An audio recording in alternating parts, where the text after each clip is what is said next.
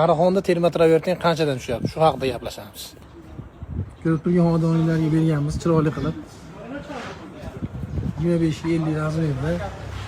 Shakllanib ishlayapti. Albatta shaffof so'skiliklar bilan. Homiylar. Aka.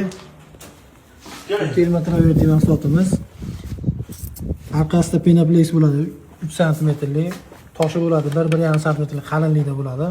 Shunaqangi podveslari bilan bularni qatirilib ketiladi. Kilelab cho't yog'latda ketadi. Choklari ham zo'r. Uyda utepleniyasini zo'r ushlab beradi. Xizmat narxlari necha bo'lyapti, aka? Xizmat narxlari bu ustanovkasini o'zi 80 ming so'mdan bo'lyapti. 1 kvadrat 80 ming so'm. Atkoslari отдельно bo'ladi.